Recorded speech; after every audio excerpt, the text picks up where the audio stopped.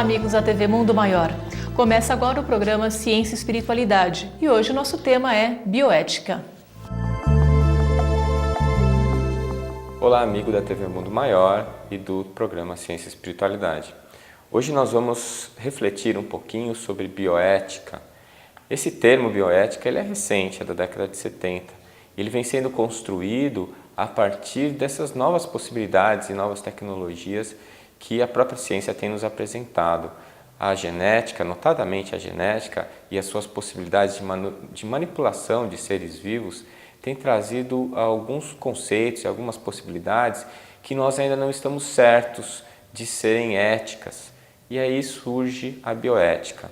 E o Conselho Regional de Medicina do Estado de São Paulo, CREMESP, que é o órgão regulador, controlador da atividade médica aqui no Estado de São Paulo, tem um grupo que discute essas questões da bioética.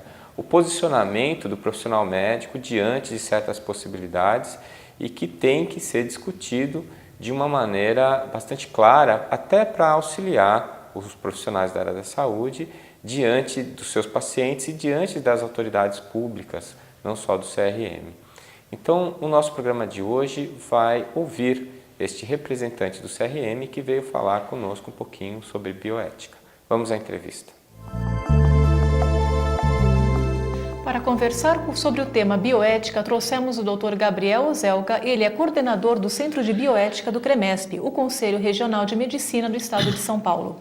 Bom, Dr. Gabriel, muito obrigada por aceitar o convite e estar falando um pouquinho mais sobre a bioética.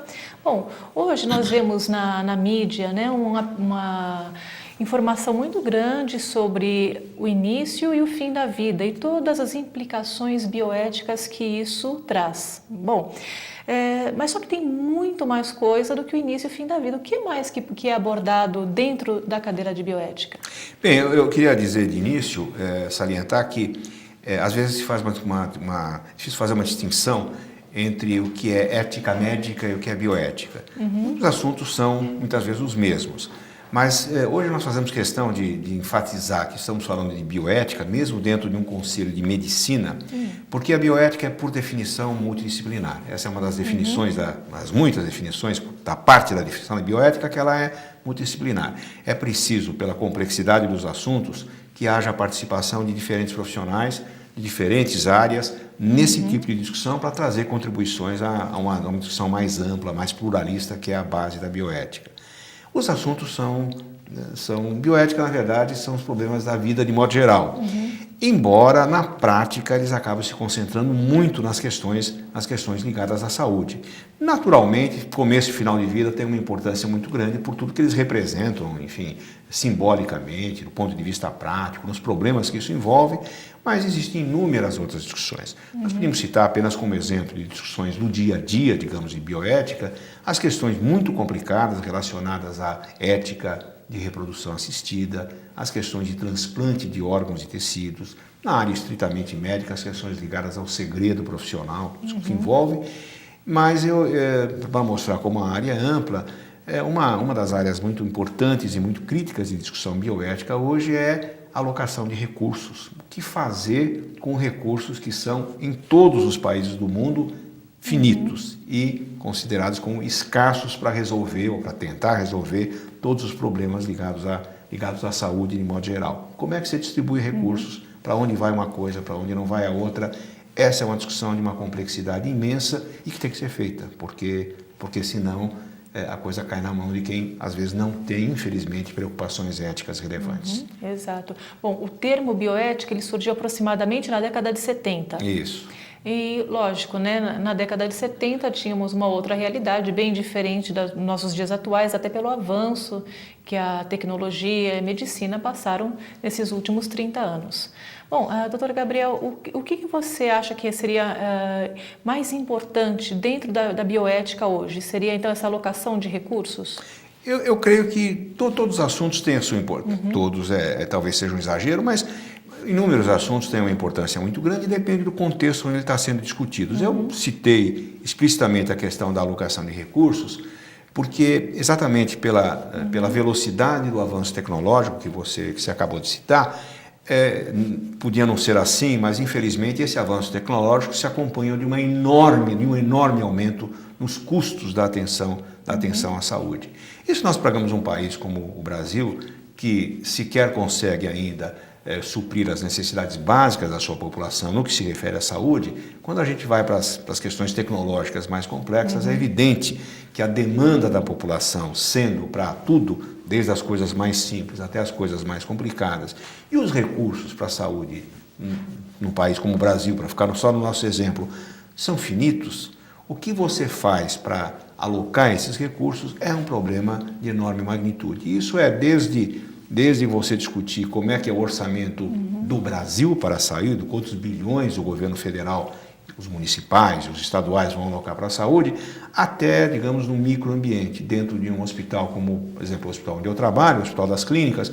Como é que você faz? O Hospital das Clínicas tem um orçamento determinado, como é que este orçamento é alocado para os diferentes setores que todos eles consideram que o que eles fazem, e é verdade, é importante. Então é por isso que essa discussão é importante e é complicada.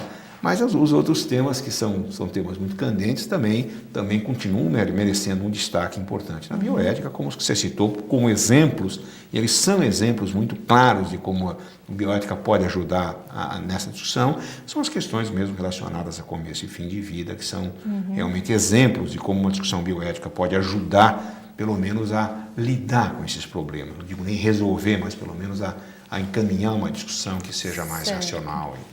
Bom, hoje nós vemos, acompanhamos em Brasília, acompanhamos discussão sobre a liberação do uso de células troncoembrionárias para as pesquisas. Também a gente está vendo, no caso, o anencefalo, como é que fica, deve ser abortado ou não. São questões que são difíceis de ter um consenso, Isso seja dentro da classe médica ou da classe mais leiga.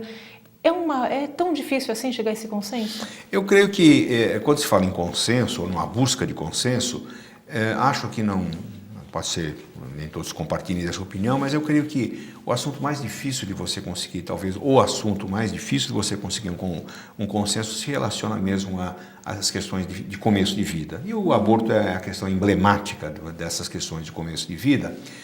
E não existe acordo porque...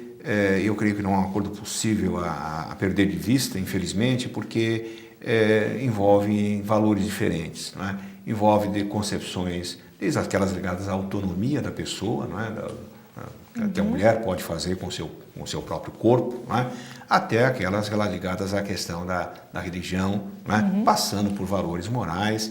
E é muito difícil realmente haver um consenso nesse sentido. Essa discussão da anencefalia ilustra isso muito bem. Certo. Não foi por acaso que o que chegou ao Supremo Tribunal Federal, que está julgando isso nesse momento em que fazemos essa gravação, tenha sido um caso de anencefalia. Não foi por acaso, porque é uma questão emblemática.